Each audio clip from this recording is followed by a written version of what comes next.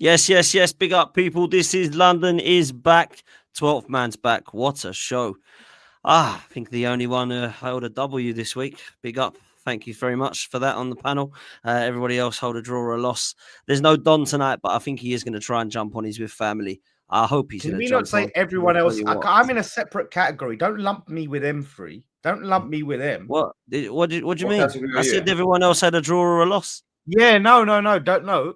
I had a draw. Everyone else had a loss. Are you celebrating that draw? Are you What a celebrating? win, by the way, It's a Lawless. good draw, but it's not a loss, is it? Like they're in their own okay. category. This is where West Ham are now. They'll celebrate a draw now. So wait, is a draw the same as a loss? Is it the same as a loss? Oh no, a draw is about as bad as a loss in my opinion. But the fact that when you you're- lost, 1 You got- point. when you're Arsenal at the moment, we've only lost 2 games and we keep bloody drawing. That's why we're out of a title race. So, but if you celebrate your draw, you know what? Fair play to you, Villa Park. I suppose it's a good draw. well, you have Good to point. remember. You have to West remember. Ham. You got to remember where West Ham are. Do you know what I mean? You have to remember. Like fair play. Wins are red. Wins are red it's- for West Ham. So the draw way is it is. massive. We're going to touch on yeah. Brentford Palace. We're going to touch on Spurs. We're going to touch on Arsenal. We're going to touch on Chelsea. I mean, I hope Don's here, by the way. I hope he's not actually going to try and hide because yesterday, boy, his team were dusty in the second half, in my opinion. Anyway, we got to start with Spurs. Before we do that, I want to big up all of you guys for Friday night. It was a really epic night at the Hippodrome Casino. It will be coming out. There will be a lot of content that you will see across the platforms in the coming days and weeks. So, please do make sure that you are subscribed and you've liked every single one of the panel, including 12th Man. You've got Deji Spurs, you've got D Palace and Back of the Nest, and you've got Lawless Live. You've also got Don CFC as well. I don't know if Gunnar Lee's here today or not. I've not heard from him. I did message him and send him the link, but I've no idea if he's about. So look, big up to everyone. It was a great night. Enjoyed it. We're definitely going to be doing another one towards the summer. So we'll definitely keep you posted. But thank you to everyone that joined. It was a great evening. And I hope that those that did come really did enjoy it as much as we did. So big up to everyone that was there on Friday. Let's start with Tottenham. Let's let Deji sit down for a bit and relax because he must still be absolutely raging. So Lawless, the only times I suppose you and I can laugh together is when this sort of thing happens to this poor old Spurs, poor old Tottenham Hotspur.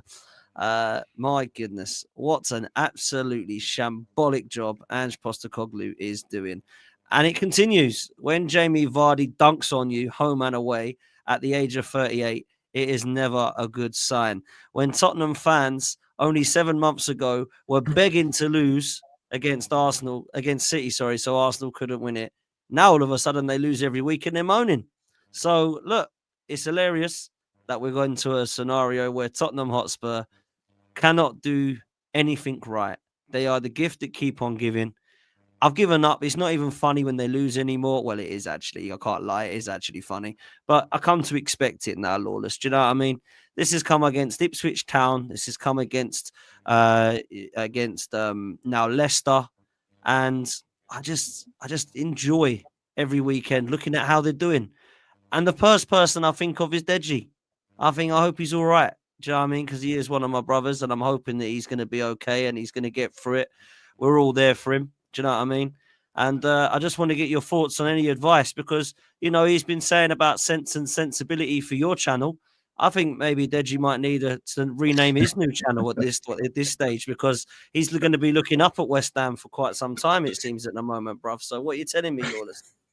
Yeah, you know, obviously I had to go and do a welfare check during the game on my brother Deji over there. I had to give him a ring during his stream, make sure he was okay. You know what I mean? Make sure he was away from any sharp objects. I'm thinking, you know, good sponsor for his channel could be better help, you know, because he's going to need it. What his team must be doing to his mental health right now.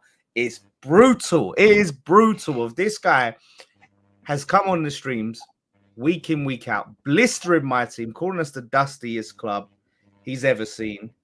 And lo and behold, now we're 3 points ahead of Spurs.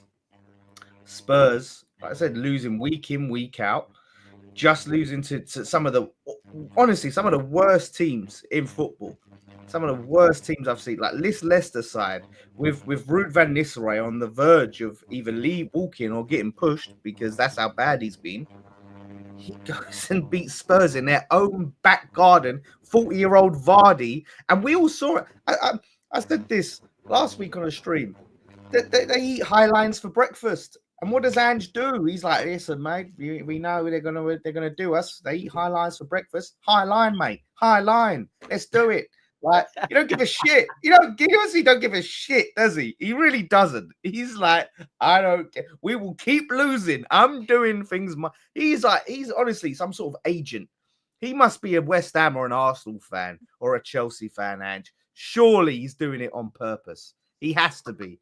But it's beautiful. Obviously, Deji had the cojones on Friday night, for those who wasn't there, to on stage in front of a live audience to bet me 50 British pounds that Spurs would finish above West Ham. He put the bet on as if he hasn't given me enough money already. Deji, you've got 5 kids. Stop doing these bets. Stop giving your money away. Stop it. You're making these bets. You need to save your money, my friend, because boy, it's not looking good. And I don't know when they're going to sack Ange, if they're going to sack Ange anytime soon. What I don't know is if they do sack Ange, who do they bring in? Now, rightly so. When you ask that question, fans of that club like Deji or Toes will say, I'm not a scout. I shouldn't be expected to say the manager. That's correct in a way. But Spurs haven't got the time to go and scout these gems across Europe, in these different leagues that could go and be great for the Premier League. They haven't got the time. They need someone to come in and get. And Ryan Mason, is he the guy? Is he the guy that's just going to come in and take this team? Who is the guy? Does anyone know? Tell me, because I don't know. And like I said, they can go and find some guy from the Portuguese league, the Dutch league, the flipping Korean league, or whatever. They need some serious. They got Ange. Lawless, right? You know what's hilarious? Yeah. Sorry, my Wi-Fi is moving mad. You know what's hilarious, right? This is my honest opinion, and this is taking my Arsenal hat off. Let's imagine I don't know much about football, but I've been watching this side for the last decade. They have tried everything, Tottenham Hotspur. They've tried the project manager in Poch. They decided to sack him when he was apparently their most successful, in apostrophes, manager, even though there was no success because they didn't have anything to show for it. Then they decided to get Nuno in and give him 5 months when we can see what he can do if he's actually given a system and a project at both Wolves and Forest. 3 months then. Then you bring in a CV of Jose Mourinho and everyone's like, wow, actually, I've got that round the wrong way, but you could go with me still. You decide to sack him the day before a final, which is absolute madness, by the way, and put Ryan Mason, into the job. And then they think, do you know what we have to do? We have to go and get a win now manager. We haven't got a win now team, but we have to get a win now manager. Let's get Antonio Conte. Then they decide to give him a couple of half-decent signings, Bentancur, Kulusevski, Jed Spence, but they don't deserve to. They don't decide to play him. Richarlison, dusty, not really for me, but can score a goal here and there. And then he decides this ambition of this club is absolutely in the gutter. I'm walking. I'm getting out. So now they've decided to go and get Celtic's boss because he plays nice football. And he's only got one way of playing. So they've tried every style, every type of structure, genre of manager, whether it go from a project manager to a CV to a win now manager to a play nice football manager. And everything has failed. So where do they go next? D, let me throw the question to you because I'd really love to know what happens to the future of Tottenham because right now it's looking pretty nasty, bruv. You see, me and Deji are like this. Like, we're always like this on Friday. Don't worry, don't try. On Friday, me and Deji done a brief afterwards, and we spoke, and there was a misunderstanding, a big misunderstanding. Oh, what? You had marriage counselling? Was that it? Couples therapy? Yeah, is that what it was? No, there's a big misunderstanding. Yeah? Look, Deji, I think we both know, off the field, you have world-class stadium, world-class training facilities. You're built to be that club. However, off the field, what we didn't discuss about on Friday is the owners are not built to bring you to that level. Because as Potts has said, you've brought in all kinds of managers. There comes a point when you look at the manager and you're like, hold up, where do we go next? Do you bring in a young, exciting manager? you bring in a manager that's already won. It's not about the manager alone. Ange needs to go today. He needs to. Well, he should have. That should be the last time Ange should be at the Tottenham Stadium as a Tottenham manager. He needs to go today. But for Tottenham to be considered a serious club and push up the table and look to win stuff, you need new owners. You need new owners. Saying that, I'm tired of the Tottenham fans that had excuses week after week talking about we've got injuries. We faced Leicester not too long ago. They're abysmal. The last time I think they won a Premier League game was back in October. I don't think Rudi's won a Premier League game. I think the only game he's won was against QPR in the FA Cup. So, I mean, the craziest thing is today's result is not even a massive shock to me. I might not even be a massive shock to you, Deji, because I saw the title of your watch along. And that's where Tottenham are right now with this manager. He needs to go. Forget about injuries. Every team has injuries. Bournemouth have around 10 to 11 injuries. 10 to 11 injuries. And they are still beating teams above them 5-0. If you are a good manager, you should be able to adapt. You should be able to fix the few issues that you've had. But he doesn't have tactics. It's only Ange ball. It's not tactics. It's Ange ball or nothing else. So he needs to go. But even if Ange goes today and you bring in another manager and you have a new manager bounce, for me, the problems will not change until you change. And that is with your owners. So when your owners change, then I can say, you know what? Tottenham are trying to do something different. But until that happens, I just don't see it happening, Deji. I'll be honest. I know you're going to Liverpool with the 1-0 lead. I'd be shocked. I'd be shocked if you go through to next round. And even if you do, what's the guarantee that you go to the final and win that final because of the way you're playing? It's a joke. It's a joke. And it starts off the field with your owners. But Ange needs to go to, I mean, as I said, he needs to go right now. I don't know how he's doing. The owners, to be fair, the owners and Levy are a massive problem in my opinion. And yeah, of course, Spurs need to take over. But a lot of people would say that, right? But let me come to you before I bring in Deji. Let me come to you, Lee, because I know you've been very vocal about this manager for a long time. You don't rate him. I think I'm right in saying, correct me if I'm wrong, you've never really thought he was that great or rated him. And now it looks like it's time for him to go. I mean, to be fair, it looked like it's time for him to go for a while. Where does Spurs go? Real talk. I know you and I love it and it's funny, but like they're just I don't get where they're going. I don't see a future as bright for Tottenham. I mean, look, I remember months ago, I had to sit on this stream and try and call the mental institution because Deji was talking about Arsenal. And he was saying that Arsenal were lucky to beat Spurs. He was talking about Arsenal ain't this, Arsenal ain't that. And my issue with Liverpool, my issue with Spurs fans is that they always do the same thing. They concentrate on Arsenal and their whole livelihood is Arsenal not doing well. Now, we can talk about the owners all we want. And the reason why I'm not giving the owners too much flack. It's the same reason why I'm not giving Kroenke's too much flack. Because they've been given money. The manager's been given a lot of money. And ultimately, he's fluffed these lines, just the way that Arteta has fluffed these lines. So we can talk about it all we want till the cows come home. The manager's not good enough. He's inept. He's limp. The guy spent 400 plus money, £1 million pounds worth of money, and bought in Dross. He's bought in the wrong guy from Nottingham Forest. He's bought in the wrong guy from all of these different clubs. And now we want to talk about the owners. The owners, yes, they're not good enough. We know that. But let's talk about what we can do on the field, on the training pitch. How can we affect it? We know constantly, we've been told, everybody's seen it. Even Stevie Wonder could see, you're playing a high line. It's not working. This is the current London Manager of the Year, people. This is the current London Manager of the Year. And he's getting away with murder because we know that these owners aren't good enough. I'm sick and tired of hearing these silly old Tottenham fans because last season they predicted them to finish above Arsenal. This season, they predicted themselves to finish 5th or 4th. So clearly something's going wrong because they are now 14th. They're now 14th, and it's mostly to do with this manager. So I think Tottenham fans need to take a long, hard look at themselves. I don't know if you've seen, it was only 10 days ago, there was this news article where somebody said, I think what was the news article? Something about Tottenham are better than Arsenal, or the Tottenham are more enjoyable than Arsenal. What's enjoyable about Spurs? What is enjoyable about Tottenham? Tottenham is the area is a shithole. It is absolutely dire. It is dross. The stadium, yeah, fantastic. The training ground, yeah, fantastic. But everything encompassing with Tottenham Hotspur is dire. It is diabolical. And to lose to Leicester after going 1-0 up, it's got to be the manager. It's got to be the manager. They've got players like Pedro Porro, players like bloody. I'll be honest. And again, I keep arguing with these people, but I'm not going to do it anymore because you will still get Deji and people like our Spurs fans saying people like Romero are good. They are not good enough.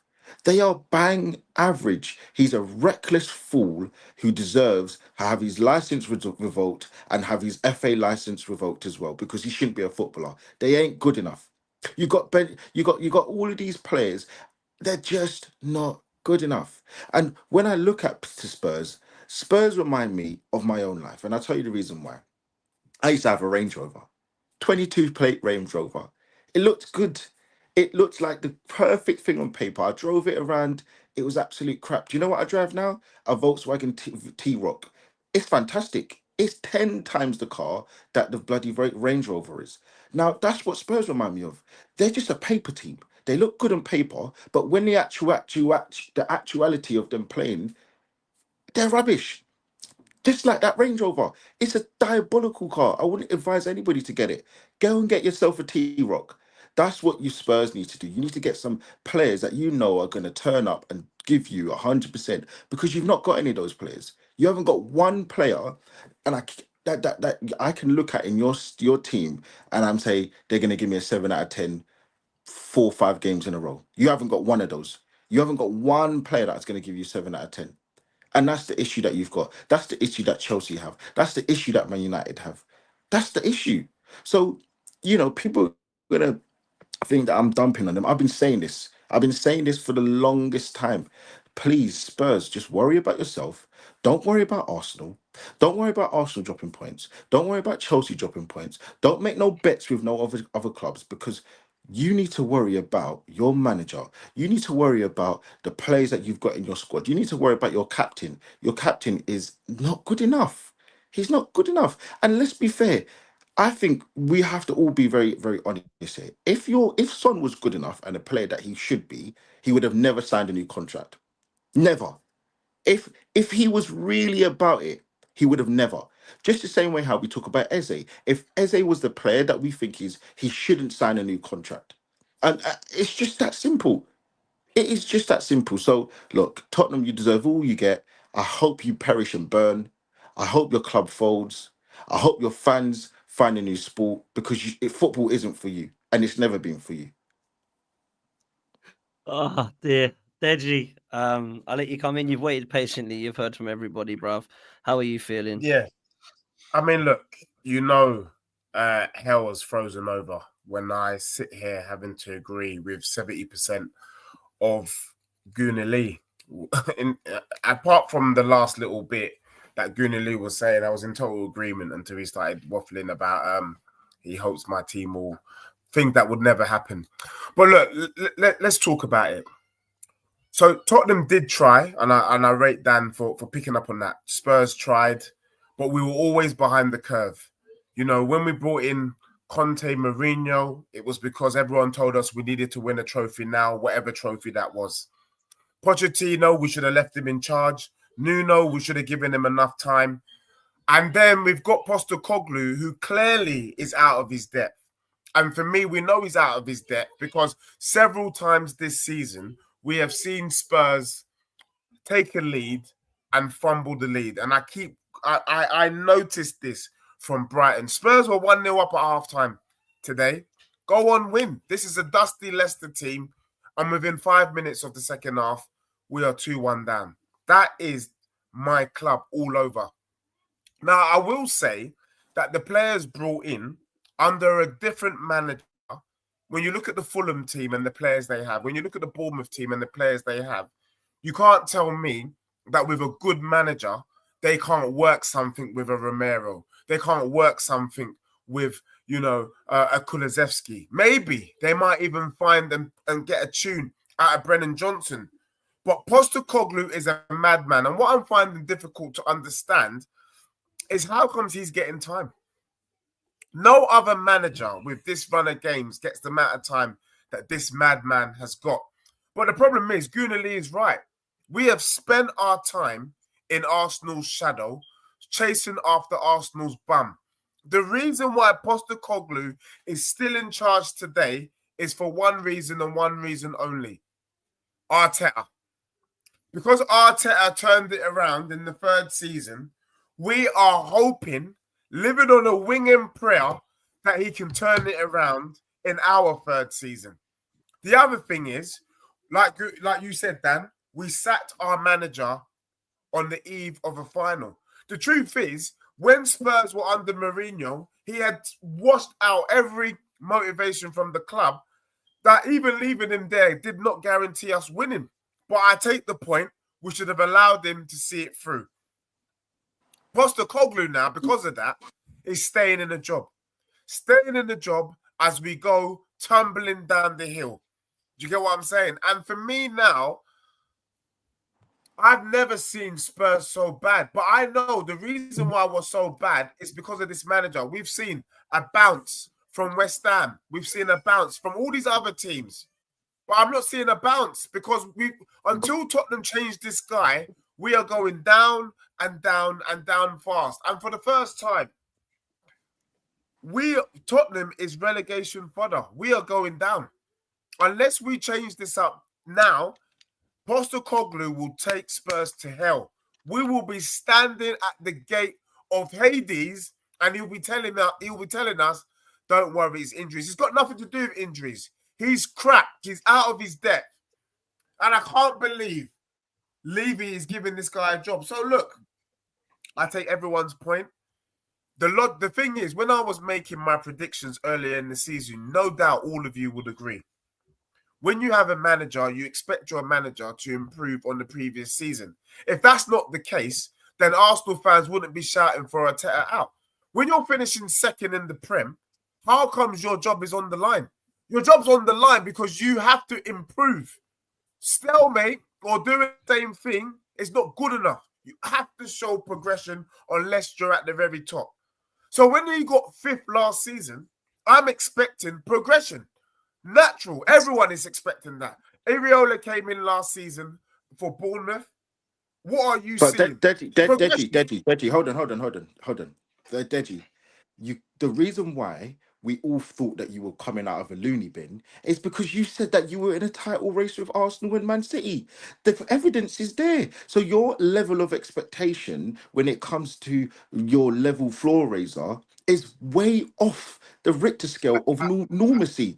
You believed with your manager and with your same board you're cussing now, that you had a good enough squad to be in a title race. And you said that you were going to be in the same position where Arsenal and Man City. Now it hasn't transpired for either of those clubs. What was the operative word you used? Good enough squad. Yeah, that squad is good enough to be top four. I still stand by that. But it's not though. But okay. But again, I keep saying it. You have a Range Rover squad on paper, but in truth, it's no better than a CF Milan. It's not. I hear what you're saying. Let me ask you a question: is Bournemouth squad 1 point behind City squad? No, some teams are no. Okay, there's a level of some teams that are overachieving, and yes, you are underachieving. You shouldn't be in 15th place, 14th place. No, but you aren't good enough to be in the top 5 teams. I genuinely, even go back. I'm sure Dan's got the predictions. Okay, it's Nottingham Forest. It's Nottingham Forest, the top 4 team. But hold on. But the thing is, no two seasons are ever the same. We had Lawless saying that he's I hear what you're saying, but the point I'm trying to say is, it's about how you utilize your team. Bournemouth's team on paper, you wouldn't say at this stage they're literally 1 point off fourth. Like, it's ridiculous. You're looking at Nottingham Forest, who are level on points with you, man. And no one would have said at the beginning of the season that after 22 games, Nottingham Forest and Arsenal be going toe-to-toe. Yeah, no, Deji. But I Deji, I don't know. But hold on. But there's two things there's two things can be true. I'm saying that there are teams that are underachieving because we know that by bare minimum, Man City should be in the top three. By bare minimum, that is a guarantee. So then we can come and leverage it and say, okay, well, Man City aren't performing to the level. Arsenal aren't performing to the level. So we know that some teams are overachieving and some teams are underachieving. But your team, you put yourself in a top five. You haven't got the squad or the team to be in a top five, all things being equal. Now, yes, your team is underachieving and you shouldn't be 14th, 15th, but I wouldn't be surprised if your team finished 8th. And at the start of the season, if Dan pulls up the predictions of where Spurs were going to finish, people had your team in 6th, 7th, 8th. Why? Because you aren't that good. Only you. And look. So Tottenham, okay. Look, someone's put you. Well, Lawless. I don't know why he put you. He put you 4th. But there are many teams that had you. People that had you 6th, 7th, 8th. Like it's the normals. It's a normal situation because you aren't that good. I had you 7th. So what I'm saying to you is, if I had you 7th, him 4th because I expected Ange to learn lessons from the first season, and he's clearly learned. That's fine. That's fine. But what I'm trying to make. but what I'm saying is, I think 7th, 8th is your level. So you might think that you should be finishing 4th, but I think that you're underachieving below the 8th, 7th place that I put you. But you're not that good, bro. Your team isn't that good. And I'm saying you keep putting yourself on a pedestal with the likes of Arsenal. Tottenham fans, they always do this thing. Their rhetoric is always the same thing. Oh, well, this current team is the same like Poch's. Okay, cool. But your team currently isn't the same like Poch's. Your team isn't the same like Arsenal. There's levels to this. And you constantly keep trying to put yourself in a position where, because Arsenal aren't winning, Spurs are the same as Arsenal. Yes, we are because we don't win. But there's levels to how crap you can be. And your level is 7th or 8th. So yes, the manager needs to go because he's got you in 14th, 15th, and he's not good enough. But you're not that good enough that you should be even talking about 5th or 6th place, because I truly believe there are teams that are clearly better than you. And you just don't see that. And I think the player that sums up your team more than anything is James Maddison. James Maddison epitomizes Tottenham. He is the most overrated, and I've been saying, and you try to compare him to Odegaard. Odegaard's having a poor season, so my point's not going to look amazing. But you try to put him on a pedestal with Odegaard. The guy turns up for portions of a season, portions of a game, and he flatters deceive more time than not. He is not the guy that you want to leverage your house on. He is not the guy that you want in the big moments to I step moved up away in. from him as well. He's not good enough. He's not good enough. And what Spurs fans, and again, I got killed for it. Everybody kept saying, look at the numbers that he gets. Look at this. What I watched with my eyes. He's not the same guy that people think he is. But you're not going to keep going on. And this, what's going to happen? You'll go on a run where you'll win a bunch of games and everybody's going to go back. This cycle's going to come around. Deji, you were the same person 3 seasons ago mapping out the Champions League final, and you then lost to AC Milan in the next round. This is what you do. This is what Spurs fans do. We're going to be back in this cycle again. We're going to be here again next season. So until you really, really take this humble pie, look at your squad, look at your team, and look at your manager before you go to the board, who have given, as you've agreed, excessive amounts of money to Conte, to Mourinho, and to the likes of Ange, however you pronounce his name. You then need to realize that you just don't have good enough players. They're bang average. They are bang. Some of your players wouldn't look a moment out of Crystal Palace. They wouldn't. They wouldn't. Oh, They I just agree. wouldn't. I mean, looking at Palace a are lot of getting the strays now. D's It's just either true. selective like some of hearing these or what. players, it's not looking. Look, It's not looking I good. had to argue. I had to argue with the likes of Tapping Tobes because he kept banging on about this bloody Richarlison. He was banging on about this bang average guy, and in truth, as I said, he wouldn't look a place out of Crystal Palace. Mateta is way better than him. Way better than him. Solanke is bang average. He's got 7 league goals. He's bang average. I'm sorry, he's bang average. Well, this is a bang average manager. I mean, look at the state of this. This is Spurs since their 1st of December. I mean, wow. Second One worst form team in the league, by the way, next to Southampton. Only Southampton have worse form in the league. So what are they doing? Are they trying to keep him for the cup game against Liverpool? Is that what it is? Well, he always wins something in his second season, so is that why? Like, why has he not been sacked yet? Like, they're waiting until they get to the final, then they'll sack him before the final, and then get Ryan Mason in. That's what they'll do. You know what? It's mad. I see a Spurs banner that they've got at the ground. I see this banner, and it said 24 years, 16 managers, 1 trophy. That's insane. That's something that Spurs though. Under Levy, that's what I said. Even what Goonie Lee said as well. When it comes down to it, yeah, with Spurs, they can get a new manager in today, and they could go on a nice little run till the end of the season, and then things get excited. But then again, for you to win, I think that it's going to be very hard with your ownership. It's going to be very hard. You spent money this year. But do you know what it is? Do you know what it is? That whole narrative about it's hard for you to win, all of that. I've heard it before. I keep saying the point is this. There's nothing we can do about the owners. So what needs to happen?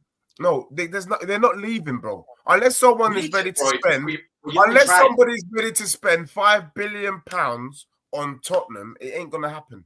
Because that's how much he's put Spurs up for. And who's gonna spend £5 billion? Spurs.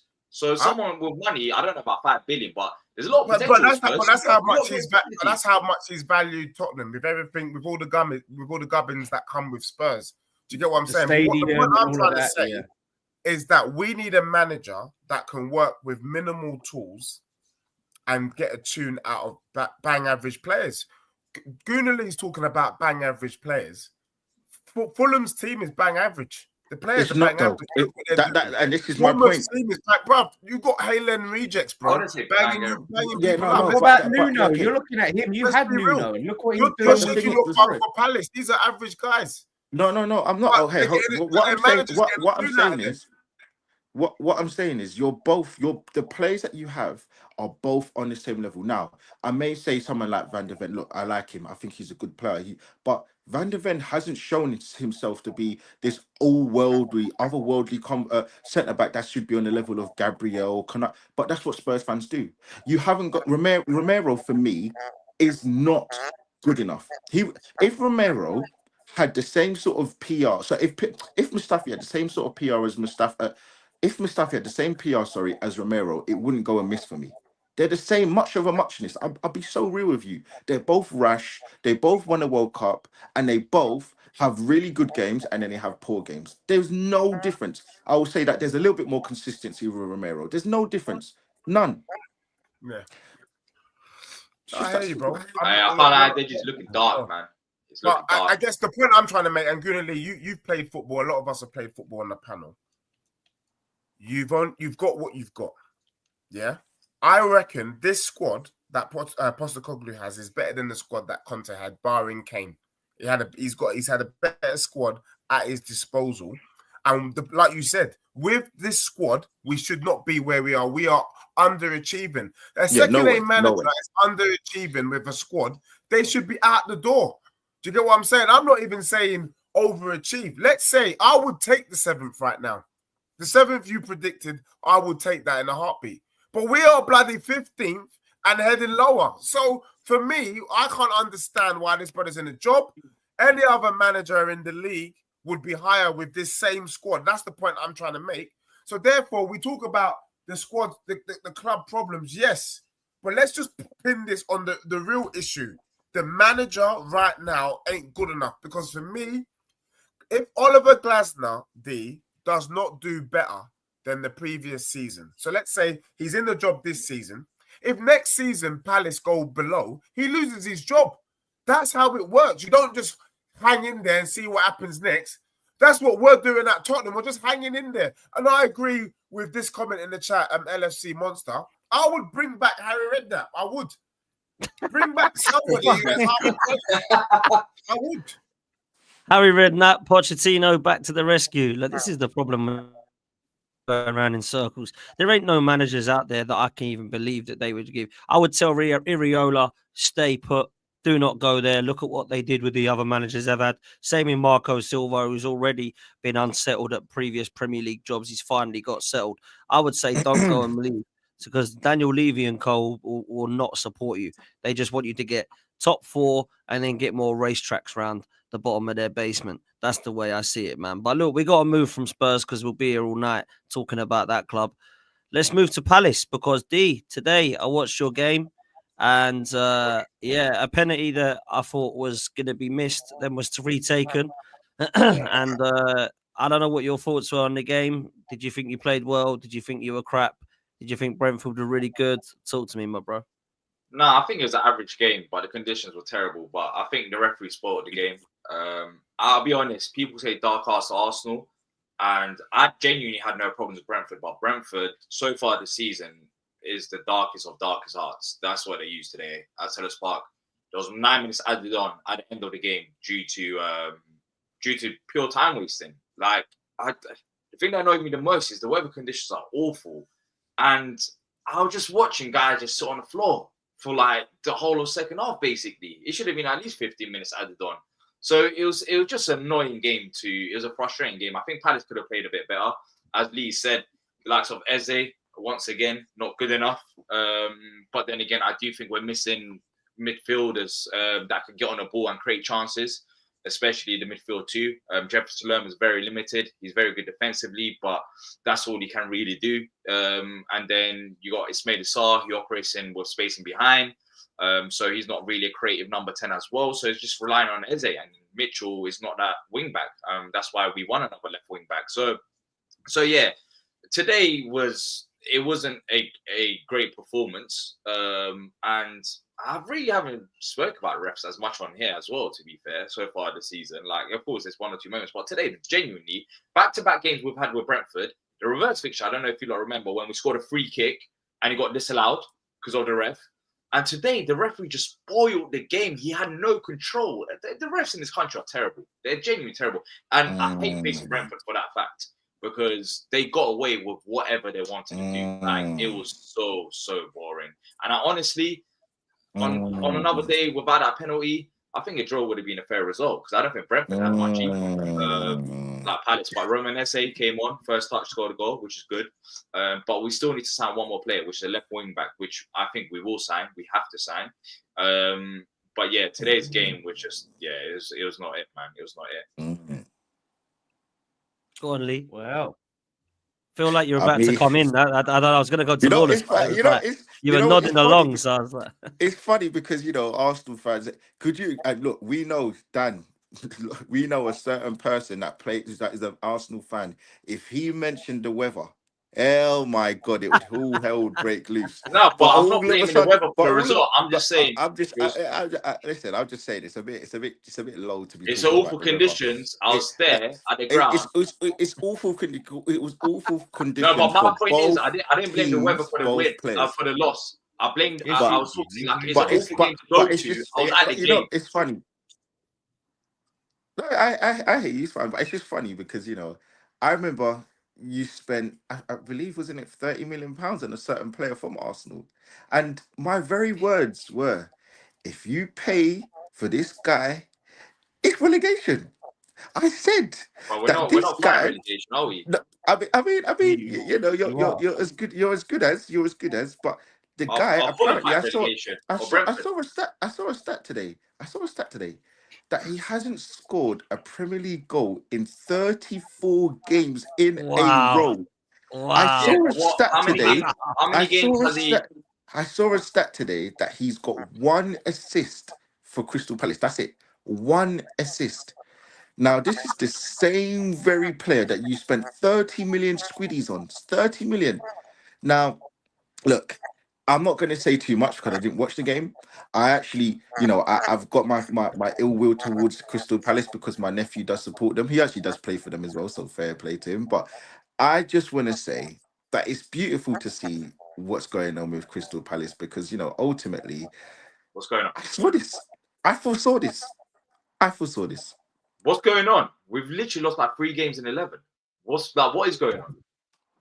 Lawless, you come. There's nothing bad going on with Crystal Palace. We just lost 2-1, and the referee played a massive part to it as well. Like, hold on. Because you know what's funny? Because if we dare mention a referee, oh my God, D, you would be. But you mention it every week. Okay. So So I'm just saying, right? So nobody should mention referees. If Arsenal shouldn't mention them at all or every week, then you shouldn't mention them because we all go through the same. Every week. We all go through the same hardship, right? You did say the ref ruined the game, though, D. You did just say the ref ruined the game to you. That's what you just said. Referee 100% ruined the game. Yeah, you did say that. How many times in the second half, like, Brentford plays down? Like, I was there.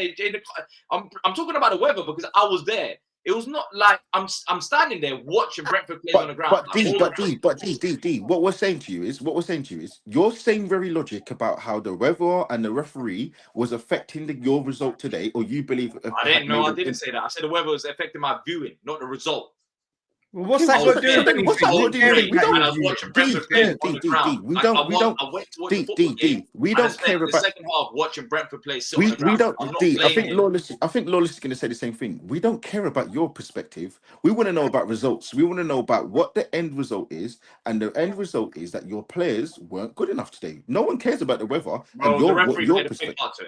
The referee played a big part. So you are mentioning the referee then. So you are mentioning the referee. You're saying the referee impacted the game. You didn't watch the game though. You don't even know what you're talking about. Okay, cool. So okay, D. So what we're saying to you, what everybody on this panel is saying to you then, is if you're going to mention the referee when Arsenal do it, when we get severe injustice. It doesn't work like that. It doesn't work like that. It works right for you. I mention the referee here every week. Do I mention the referee here every week? So don't mention them. So don't mention them at all because Arsenal have. So what? Can't talk about the referee who added no, because when Arsenal do it, and you know how because when injustice. Because would you accept? Okay, let me ask you. Let's be real now. Would you accept that same excuse from Lawless if he had lost today against Aston Villa? Yeah, if the referee was like that. No, you wouldn't, man. No, you wouldn't. When have you seen? They've gone back, by the way. They've gone back from the 5 minutes added on. They've gone back from, remember, at the start of the season, was it last season or this season, where they were adding like 10 minutes. If it's 10 minutes, they'll add on 10 minutes. To normal, 5 minutes added on in usual games. Today, there was 9 minutes added on. There's a reason why 9 minutes added on. It's very unusual. And there shouldn't even be more. In my opinion, there should have been at least 15 minutes added on out of 45. You know how mental that is? And that's because the referee had no control. He only gave away 1 yellow card for time wasting. But Brentford were literally on the ground time wasting. For the majority let me bring. But like the referee just ruined it. Like the referee ruined the whole game. Even the penalty, they missed a penalty, and then I mean the ref. If Mbeumo touches it again, by the way, that's a free kick to Palace. So it's just like time margins and the referee that ruined the game, in my opinion. Lawless. Yeah, you know, I find it funny for D to sit there and say Palace aren't in a relegation battle because I was looking through footage from Friday, like just trying to sync up the audio and that. And I managed to stop on a very clear point where D was telling me that West Ham are in a relegation battle. And it's funny because we're on the same points. And so we're in a relegation battle, but Palace aren't. That's very funny. It shows you the double standards that we're talking about when it comes to. Can I respond to that before you say other stuff? Respond quickly. So let me look at your results. So we can look at results. So you've got results. So the table doesn't matter when it comes to relegation. No. It does matter. It does matter because the form matters. Let's talk about results, and I'll land my point. So you beat Fulham this year. You beat Southampton towards the end of last year, and then you beat Wolves in early December. You've got like 3 wins in how many months? Like 2 months. But you're on the same amount of points. So Lawless is saying, and I agree. Yeah, but they have a bigger chance. It's based on their form and how they've been playing. But form changes. But they've got a new manager. Our form changes. I'm not looking down the table. You can look down. But we've got But D, you're not manager. D, you're chatting shit, man. Look. Chatting shit. You said that Lawless is in a relegation battle. You're now on the same amount of points. When did I say this? You said it Friday. I've got the footage, so don't even chat shit because I've watched it earlier. Yeah, based on your form, you are. Based on the table. And we thrashed them as well. We thrashed them at their ground. Well, because you beat us, it means we're in a relegation battle and you're not. We beat you start of the season. It doesn't matter. That's start of the season. We're not talking. the whole It thing don't make doesn't. The season sense. doesn't end at the Either start. we're both in a relegation battle or we're No, not. we're not. There's no You're difference. stupid to say that. What? No, You're not, yeah? And Look we at are. Are Palace's you form saying and look we're in at a West Ham's relegation form. battle and you're not? Palace since November, we're ranked 6th. Well, we were before today. We're ranked 6th in the form table. What are you talking about? Okay, so You what? just Where? lost. Okay, You okay, just okay, lost. fine. No, We're ranked no, 6th. no problem. We No, no lost today problem. to Hold on, hold Brentford. on. All right, But D. So D. every team loses. Okay, Like, fine. No, didn't no problem. Liverpool, No problem. D. Liverpool No drop problem. points D. All against right, D. Forest and So they're meant to be the best team. It so happens. To say since that Palace in a November. relegation form when we're literally by stats ranked 6th It's best. not form. Okay, fine. You're So in a since relegation. You're November, in a so battle makes or no you're sense. not, D. D. It's so, nothing so about since form. It's not November, about D. relegation Yeah. So form. yeah. You're in a It's not, battle or it's you're not not. about form. Okay, so Yeah. so No. You're either But in a since battle November.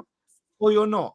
Yeah, no, okay. So since November, you're saying you're 6th in this, league of terms of results of how yeah. many results you picked up.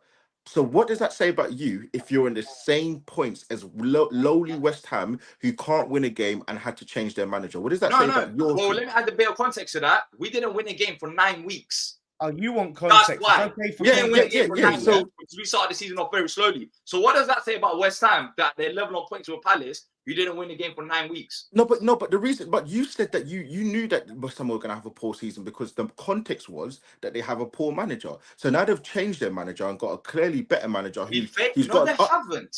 What They did have you got a better get? manager. Nothing. The verdict is still out. We faced them. You don't forget we faced West Ham 2 weeks ago. D, but you don't care And about they have a shot context. on target against us. Everything about you is results. It's all about we beat you. That means we're a better club overall. We're better than you. Means we're going to We are finish better higher than you. because We we literally beat showed you in a that 2 weeks one-off ago. game. In Are a we not one-off better? game of football, you was better Yeah. than us. Yes. Yeah, we are better than you. We are. So We are have Bournemouth- beaten one-off us. okay, game, so hold on. And we were- Right, hold on. All right, so hold on. So D, are Bournemouth better than Arsenal? Because they're having a great season and they've beaten us. Right now, you know what? I'll put my money on Bournemouth to beat you. Oh, 100%. shut up, D, man. Please, shut up, please, D. Right? D. Yeah. D. Are You're Bournemouth in a And then you title go race? right your on ass. TV when Bournemouth beat you. What are you talking You're about? talking Bournemouth you're talking at your ass, D. You're talking at your ass. So right now, you wouldn't be worried to face Bournemouth. No, but that's not the point I'm saying to you. You can be worried. I'll be worried to play Nottingham Forest. You know what? I'll be worried to play Spurs because it's North London derby. But we're better than these teams. What are you talking about? So if you're better than these teams, then why do you want Arteta out? That's got nothing to do with it because he's not It winning. does. That's a totally different point. What we're saying to you is the point that we're saying to you is that for the amazing points that you've had picked up since November, you've got all of these points that you're on a roll. You've drawn against Chelsea, you've beaten West Ham twice or once, whatever it was. The point is that you're still on the lowly points, same points as West Ham, the same team that you don't rate. We didn't So win a why game. is it that That's the question, Dean. The question is is how can West Ham be in a relegation battle but Palace can't? That's because the of question. the form. Look at their form compared to Palace's form. Oh, fucking stupid. It don't make sense, D. How does it It make doesn't make sense? any sense. D. It's the Form whole doesn't dictate whether we're in a relegation game. battle. Your proximity to the relegation zone dictates if you're in a relegation Look, I'll be battle. honest with you. That's I what it think your is. team is shit, and we proved that as well. Like I'm just brutal. I'm just like You that's didn't all I even have to watch say. us We today. beat So you you don't know what 3-0. you're talking You didn't have about. a shot on D. target against us, and that's what your team. In my You're eyes, talking that's about a what- one-off that's what- game. You're talking about a one-off game. Just shut up with this result-based analysis. Okay, then bullshit. why are you One-off on game. here? Then why on here Yeah, talking about the what's Brentford game and acting like the whole world has ended? Because we lost. I never say anything about your game. I never said anything, did I? All I said Then is what's this, you all said this we're in a hysteria relegation about? battle. What's all this hysteria about right now about Palace? What is I don't it? get The it. series, We lost you one game said against West Brentford. Ham are in a relegation battle, but you're saying When I Palace didn't even aren't. mention Then it we're on right the now. You same just brought it point. up. No, because you Yes. said it. You said it 2 days ago. You You said said you're it not 2 in a days ago. relegation battle, and I remembered because I watched the footage earlier today that you said we're not, which makes no fucking sense because we're on the same point, Steve. It's very simple. Either It can we're be on the both same in a point, relegation but it's about battle, form as well. It's about form or as well. none of us. Form is shit. But But the form D, is And we from drew what I've today seen, and you lost, so we're in better form. I don't think you'll get in the relegated. last That's you're one going to get game. relegated. In the last one game, we're in better form because we drew, you The lost. last That's yeah, one better yeah. game, form, we're isn't taking it? a Yeah. piss. In a lot, are we Yeah. That's better form. But no, Last but one D, but game. D, but D. Okay, in the last one Hold on, game, D. Bournemouth are the greatest team in the Premier League. Let's hand the No, Premier but League trophy to Bournemouth. what D. In the I'm last using one your game, logic Bournemouth are the against best team you, in That's the what we're Premier trying to League. say The to last you. one game, I'm talking D, since what we're November. trying to say The to last you. one game. D, Since November, why don't we go since October? Why don't we go Yeah, since yeah, that's September? what I'm Why saying, is it D. November? Yeah. Why Okay, do let's you go have your then. own? Let's go then. Let's look But at the D, form table since D, October. hold on, Let's look at it. Let me D. bring it up right now. Let's D, let's use our brains here for a second, because what we're trying to say to you is you're using your leverage point of November to make out that you've been better than West Ham. But if we go from the start of the We season, should prove that.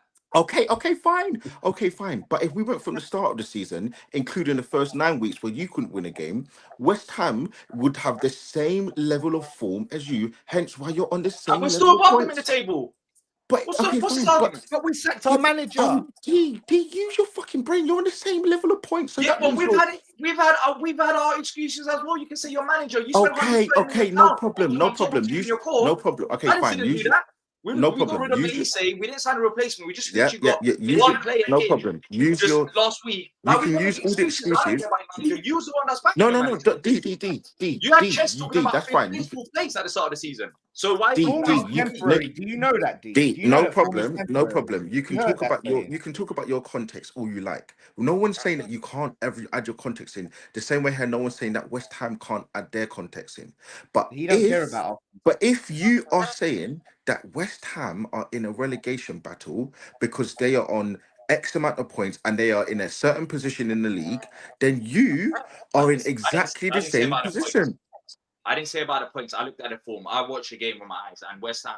That's not. You don't all I'm from. talking about West Ham. You lost today, so if you lose to Man United next week, I don't care about West Ham. You lost. If you lose to Man United next week, is that going to change your opinion? What? If you lose next week to Man United, because then the form starts changing, doesn't it? And then you don't beat Everton. Let me ask you this: are Palace getting relegated? But it doesn't matter. No, West Ham getting relegated. Are we getting relegated? Get this guy off, getting man. relegated. What is going on? Because I never said you're relegated. What? You can be in a relegation battle, just like you can be in a top 4 battle. It doesn't mean you're going to finish top 4. It's a battle. Well, there you go. So same with you, D. It works So the what are same. you Why talking are you about? trying That's to get relegated. Why are you trying to have different rules for Palace than you are West Ham? It don't make sense. I'm looking at your form, and no one agrees with. Everyone thinks you're crazy right now. There is not one person that can. Right. Okay. Hold on. Well done. Are we getting relegated? Let me get him. Hold on. Let me get him. Okay, D. So in the first 9 weeks, when you couldn't get a win, was you in a relegation battle then? Yeah, 100%. That's why there was talks about Glasgow's future. So now you're no longer in one. Okay, so now all of a sudden, because you've picked up a few more results, and you're now, I believe, is it 13th or 12th, wherever you are in the league? We're 12. You're now not in a relegation battle, but West Ham are, because they've got a new manager who's got more points in the last couple of games. He's won one Premier League game, and he's drawn another one against a decent. Right, if you don't want to be happy, I'll say they're not on the relegation battle. Are you not happy now? So what's your point? No, but let's just keep it fair. If you're in the same, no one even throw it up here. You're not talking about Palace. You talk about West Ham. Oh, let's talk about West Ham. Because I'm just pointing out the hypocrisy of the bullshit. Yeah, no, I agree. Your team That's is all shit. I'm saying. I'm not saying Palace are getting relegated. Your team is not good. It's not good. Listen, you cannot rate our team. Listen, you got scored. You got scored. It was one fucking game, where we have no strikers. We have one centre back. Hold up. Before that game, you beat Fulham. Look at Fulham now. They're drawing against Man United. You beat Fulham. Unfortunately, D, we don't have a £30 million striker to bring off the bench. Oh, and guess what? Hold up. Don't talk about £30 million. Is he a flop? Is he a flop? You spent crazy amounts of money. Is he a flop? You spent Is Nketiah a flop? Is he a flop? Answer my question. Is Nketiah a flop? £30 million, 100 grand a week. He hasn't even started games for us. Because he's not good enough, obviously he's not good enough to start. Miteta will play for majority of the Premier League clubs. Otherwise, Glasgow would be starting him. So why is he playing £30 million, 100 grand a week? He's been that good. He's a backup striker. Why are you playing 30 million, 100 grand a week for a backup striker? Because that's what we needed. Why is it your concern? Nketiah is one of the biggest flops of the season. He's a 32-year-old, and where is he now? Well, he's injured. That's not his fault. Why didn't you spend 40 million pound on John Duran when you put in a 35 million pound bid? Why didn't you spend 40 million pound on John Duran? None of that changes your. Yeah, we can all say that was bad business. I can say, I can ask questions. I don't care. But admit it. Why can't you admit it about your team? Nketiah doesn't start for Palace. And when he does come on, he doesn't even come on up front as much. Today he came on and that's rare.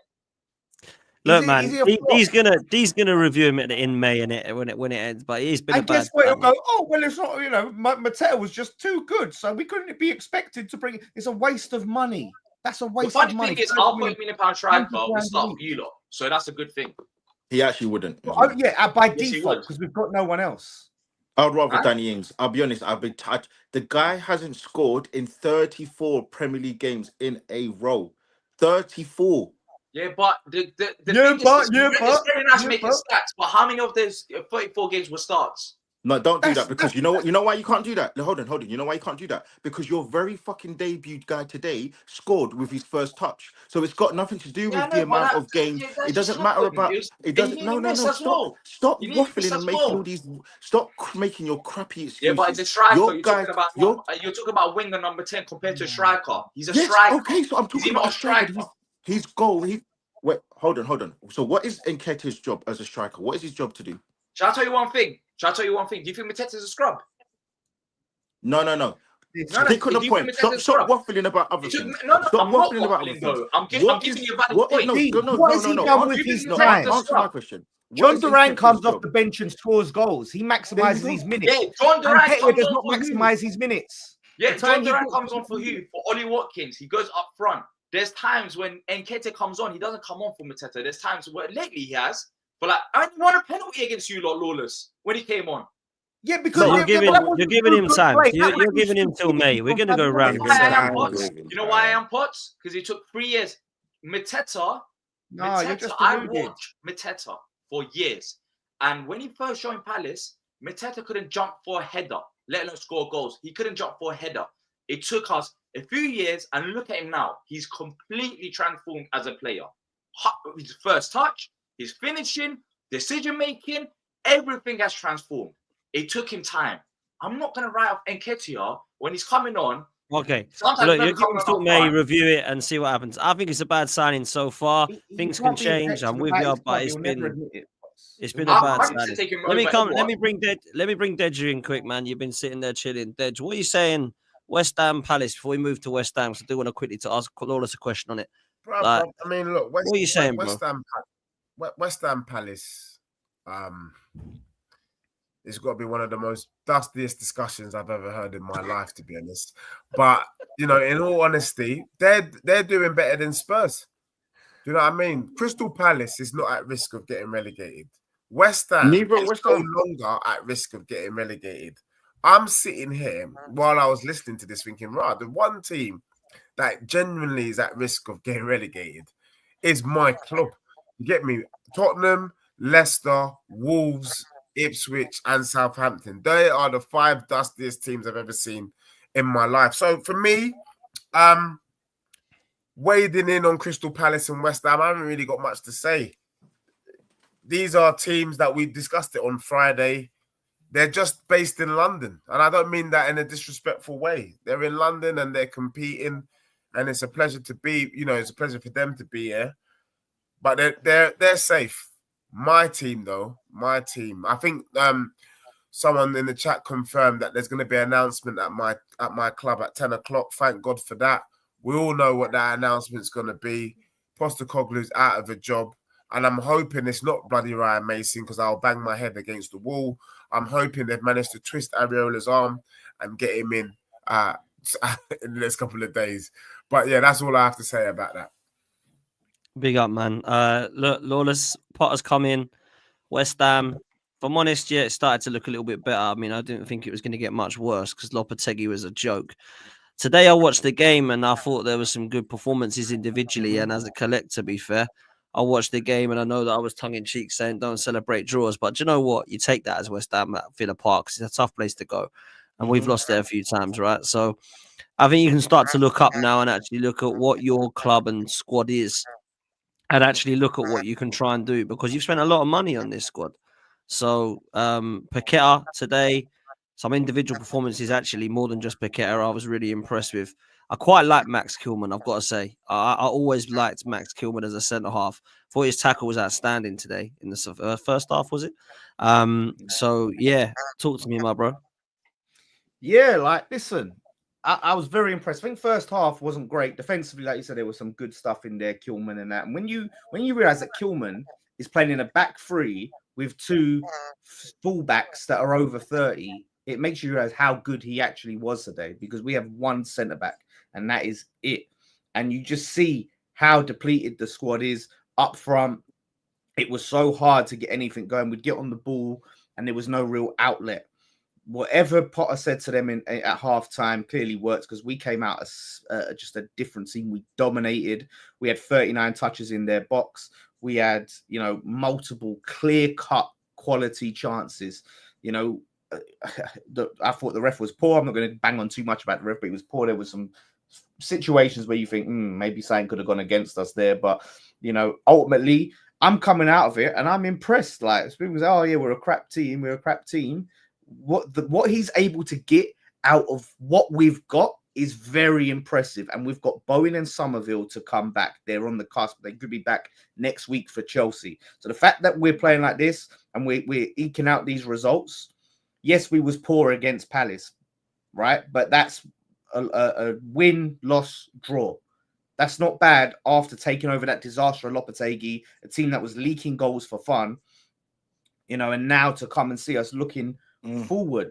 We could bring something in the transfer window. I don't know, but all I know is once I see the two key attacking players back, we're going to see something. I agree. Different. I wholeheartedly agree, and I think even the Crystal Palace result, look, you're going to have teething problems. I thought even in the first half you weren't shocking. I just thought you didn't have any attacking impetus. I thought in the second half, going away, especially to the likes of Aston Villa, I thought you were fantastic.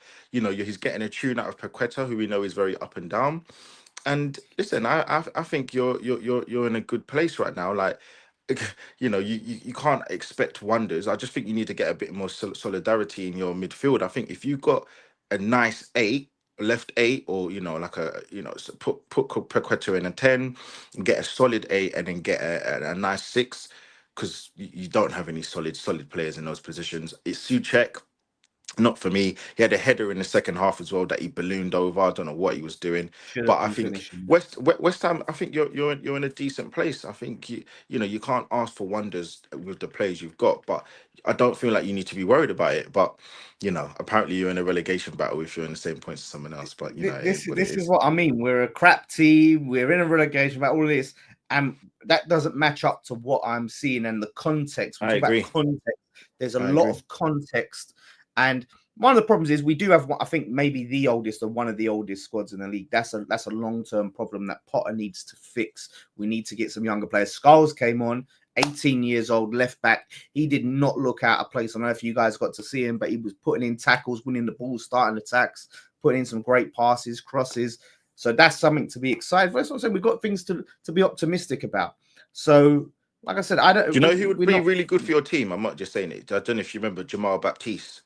He would be solid for you right now. He's at Man City. Well, he was at Man City, but that's my cousin. So, but there you go. Get him in. Recommend him. Get him to. Nah. David Moyes He doesn't like David Moyes, so he left. Yeah. That's the thing. Yeah, now we got more. We had a lot of young players in that was in that situation, and now young players are getting a chance. And that's, like I said, I think the future is bright under Potter. Yes, it's early doors. But at the same time, I'm seeing massive improvements that we have in terms of style of play, in terms of coaching, man management, tactics, and substitutions. The players we're bringing on, when we're bringing them on, like the substitutions are making an impact. Even though you look at our bench, it's a very weak bench right now. So yeah, man, like I said, whatever people are saying about we're a crap team, like I said, I'm feeling optimistic. I was going to ask though, Lawless, are you happy to get rid of the what's that German guy? I can't remember his name. Yeah, are you happy? No, I'm not happy in terms of. I think he's been scapegoated. I think he's been scapegoated by Sullivan. I think Sullivan's made his job very hard. He wanted Amorim, and obviously Amorim's not looking great at the moment, although they're beating Fulham, the bastards. But Sullivan was the one who pushed for Lopetegui. So he's been scapegoated. My big thing is I'm not fussed as long as someone replaces his job, because we need someone to run the football operations. It looks like you're still linked with players though, Lawless. Like you've got Brian Brobby's being linked from Ajax. He's a good player. Oh yeah, we are, because this is what I'm saying. Sullivan gets involved. What I'm saying, like he thinks that's he's a problem though. That's a problem if he gets involved. Yeah. So we need someone, because Steidton, whatever anyone thinks of him, he was so good at negotiating for the players. He was someone that clubs could take seriously, unlike Sullivan and Brady. He was someone who got deals over the line. whatever anyone thinks about some of the players that we've brought in, he got deals over the line. We need someone to do that because Brady is in France trying to negotiate for players.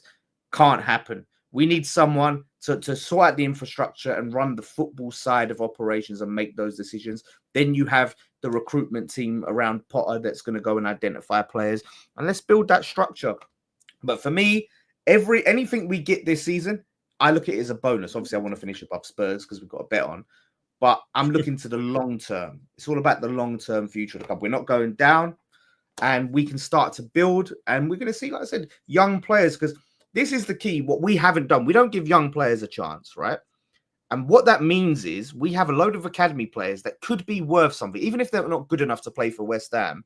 The fact that they've got minutes, like Scholes is looking very good, and like he can be a Premier League player. Over time, we'll see if he's good enough to be a starting left back for West Ham. If not, he's accrued value because he's got time playing in the Premier League week in, week out.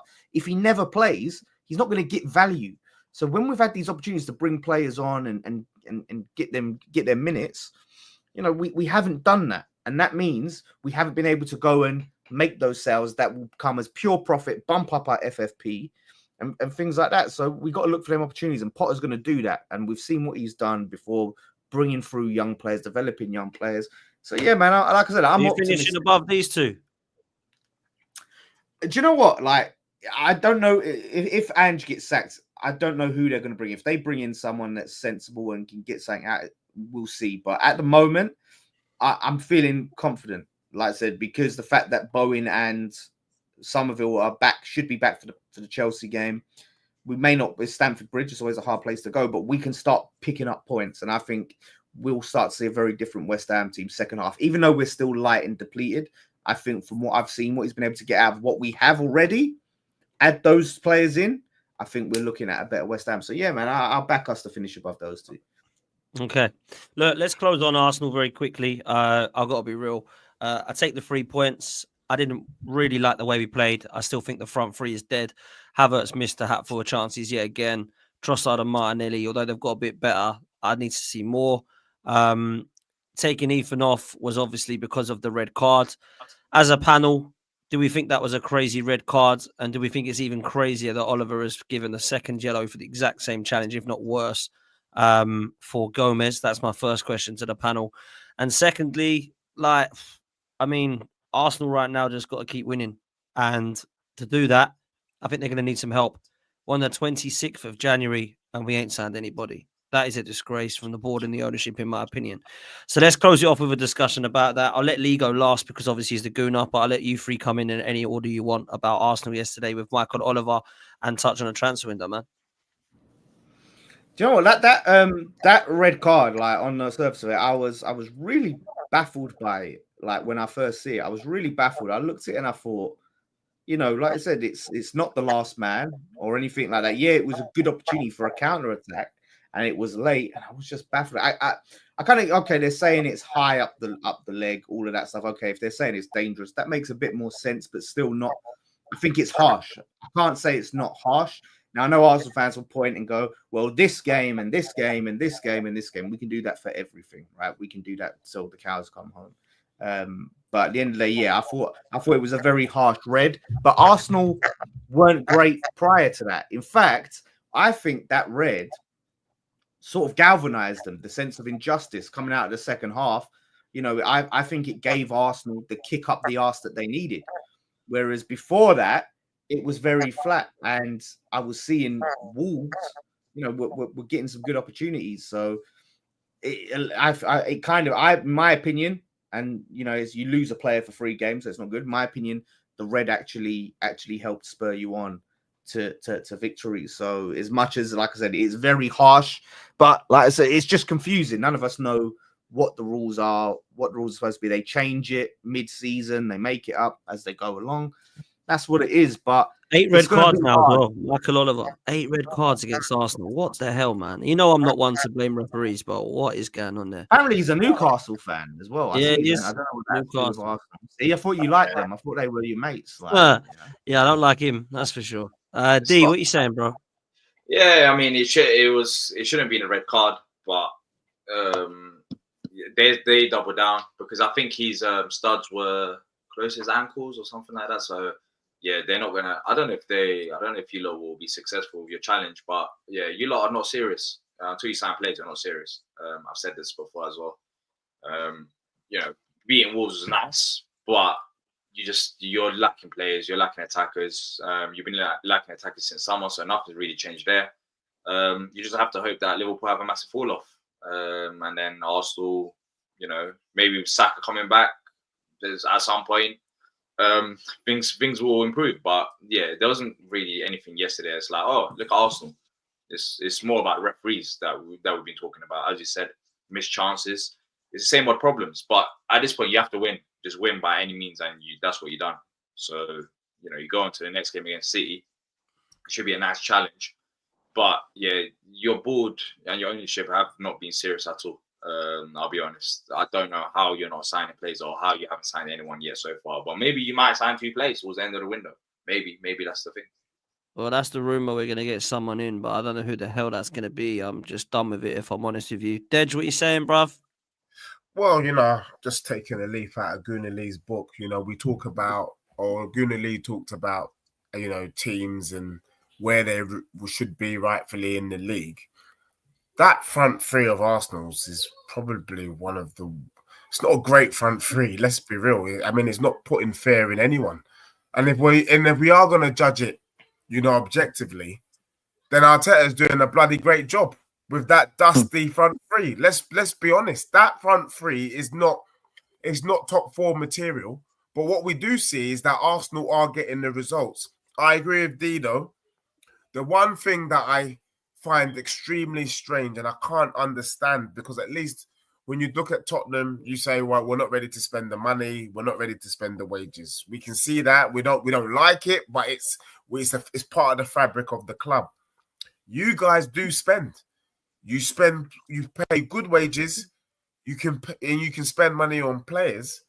Today, you've not bought what you need for the 3rd season running. And I think I was saying on Friday, if it's to do with FFP or some rubbish like that, that's what it is. To be just moving the way you guys are moving in the darkness and then just not doing the obvious just makes you, man, move like the Red Tottenham, you know, Scotch Bonnet FC, Red Hot Chili Peppers. So for me, based on what I've seen with Arsenal, there is another season of the same. Yes, well done for getting a result, especially against adversity against Wolves, but it is Wolves. And you know what I'm saying? It's not a big team. And at the end of it all, what will Arsenal achieve? And they're not going to achieve. They're not in the race.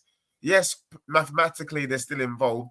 But when you look at that squad, and Gunnar Lee will say rightly, that squad cannot take Arsenal anywhere between now and the end of the season. And for that, I think they're just as shameless as my club. And that's just the bottom line. I can't disagree. Gunnar Lee, you and I fairly similar at the start of the season. Arsenal ain't winning anything. You, in fact, put them further than Liverpool to win the league because you felt that Arsenal just weren't serious. I agreed with you at the time. I thought it was a disgrace. And lo and behold, we are in January, bruv. And guess what? Nothing has changed.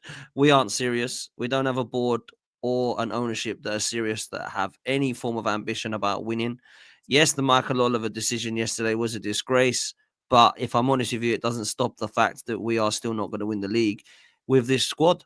And I don't think we're going to win a trophy with this squad either, I'll add. So where are you at with it, bro? And what do you expect in the coming days? Because we must. Yeah, I mean, look, I can see Rashford coming in. I see that coming in big time. You know, we'll wait and see if that happens. But I differ to you, Potts. I wouldn't give Arteta a penny. I prefer to see him perish. He, at the start of the season, set this team up to win the league. He believed that this was the squad to win it. He didn't foresee, you know, going into January. I wouldn't give him a penny. I hope that he suffers. And if he wins, then he wins. If he doesn't win, he should be gone. That's just as simple as that. I think he should be gone already. I don't want him hounded out, but I think he should be gone.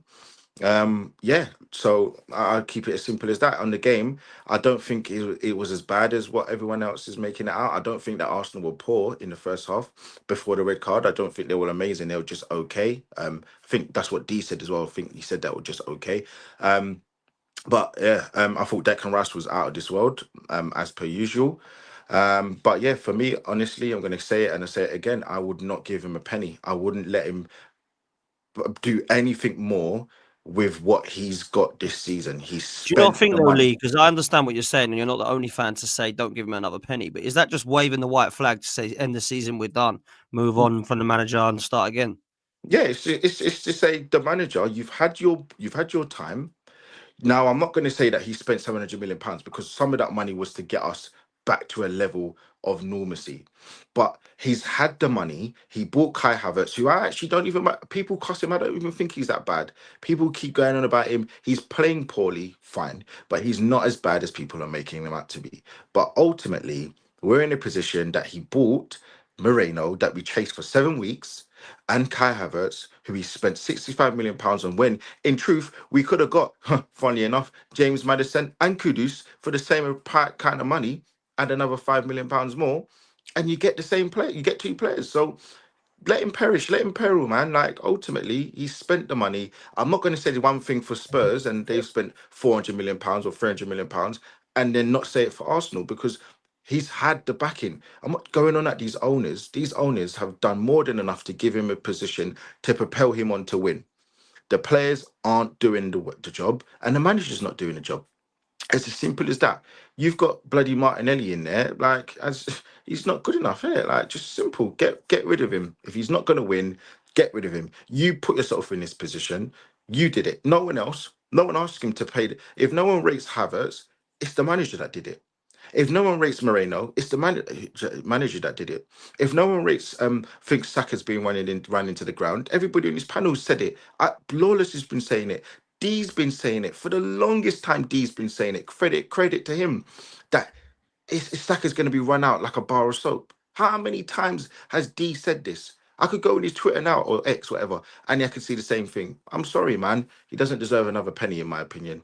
Don't give him another penny. I hope we don't get anybody, and I hope he goes. I hope he goes. It's that simple. I think there's logic to it, because if you do give him on. a load more money and he spends poorly again, you think about the long-term damage it can do.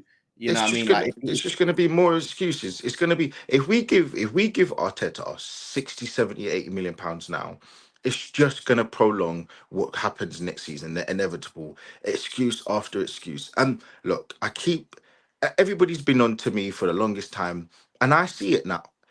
Yes, we haven't won the league, but what about the other cups? We've not won it. Pops, you've been saying this for the longest time, and I've given him excuse after excuse after excuse. I'm sick of it now. Get him out and find somebody who can do that job. Don't ask me who, but find someone who can do that job. That's just that. It's just that simple. I'm not gonna give one rule for Spurs. I'm not gonna give one rule for the likes of West Ham. That's why, as much as I was getting on to D today, you can't really cost Crystal Palace because they haven't spent the amount of money to propel them into a position where they're guaranteed to get top 10, top 8. Their manager has to do extraordinary things to get them into a position of top So 8, how top 10. close then, Lee? How close, bruv, do you think we are then? Because if I was to ask the panel, I put Alexander Isak into this team right now. Where does it finish? Do you have faith that we could win the league even with Isak? Because I still think that as much as that would be a dream signing, that Yeah, his squad still needs more. Like, yeah, I'm not I saying think that we it does wouldn't need score more. those I think it chances. needs For more. example, yesterday, Isak would have scored, I believe, the chances Havertz missed. And we've got previous games where not just him, but other players have missed chances. So we'll definitely Mm. score more goals, win more games. But does it get us across the line? I still think we need more than that, bruv. Yeah, I agree. I think we need more than that, but mostly, I think everybody in this panel will agree. Every time Arsenal go through adversity, we falter, and it's down to the manager. The manager always makes us falter. So, yeah, I just think that even if we get bloody Cristiano Ronaldo in his pomp 2009, I think we get Messi, the manager will find a way to F it up. She's just not good enough. And it hurts me to say because I like the guy. I wanted him to do well. I hate the fact that people cuss him because he's got a full flip head of hair. I hate the fact that people call him Lego head. I hate the fact that people mock him because he tries innovative things to try and get the best out of the Arsenal players. But he's just not good enough. That's why I don't hate him. That's why I don't have, a real annoyance. I hated Emery. because he's a bellend. But I don't have a hate towards Arteta. He's just not good enough, and I'm bored of the same excuses. I'm bored of the same old going around in circles. I'm bored of getting more, giving more, giving more. The manager's meant to be the equalizer. I want a Klopp. I want Klopp. I want somebody who can be the equalizer, have a good squad, and you be the guy to push this team forward. But he's not. He's the guy that gets you to a cusp, and then something happens, and it's an excuse, or it's this, that, and the other. I'm sorry, man. Like, for me, I know Potts, you want players. I wouldn't. If I'm Cronky, if Arteta phones my phone, I might actually slap him. If I'm the Cronkies, I might actually slap him there and then. For how dare you ask me for more money? How dare you? Sorry. Well, not a fan of Mikel Arteta. Then Lee, look, I just gotta say, I don't feel like that any department at Arsenal is serious. That's why we hired someone who's never managed before. That's why we've been in a situation we've been crying out for a striker for 5 years. That's why when we've been looking at windows, we do the bare minimum. That's why when we need a striker, we bring in Raheem Sterling. That's why when we need more players, we bring in more left backs and goalkeepers than anyone else. I'm starting to look at things now, and I'm just kind of like, yeah. I'm close to tapping out on this season. Yeah, they could surprise me, but I just doubt it. And in the coming days, we need at least 2 forward players coming in, and I can't even see one at the moment. I've got. Do you know what? It even cracked me up the other day when I realised that we gave Tom Yasu a new contract, and he's not played a single minute. Embarrassing. We actually the other funny thing was getting Neto to be the backup goalkeeper, and he can't play because he's cup tied. I mean, come on. Yeah, it's shambolic round. It's shambolic all yeah. round, bro. It really is. And that's the thing in the summer, bro. There's going to be players people are saying, right, we've got to get rid of Neto, get rid of Tierney, get rid of Zinchenko, get rid of Kivior, get rid of Tomiyasu. Partey and Jorginho can go. Jesus can go. Fabio Vieira can go. Lokonga can go. Tavares can go. Right, that's 11 players gone. What are we doing then? We bringing 3 in? We don't need 11. You can't just get rid of 11 players. You got to go and buy 11 more. Do you know what I'm saying? Now, some of those you might have to buy 11. You'll probably have to buy 8 though. Yeah, because some of them are on in theory. Again, mate. Start the process all over again. Well, you don't need to get 11 because you've got Miles Lewis-Skelly, you've got Wanyeri.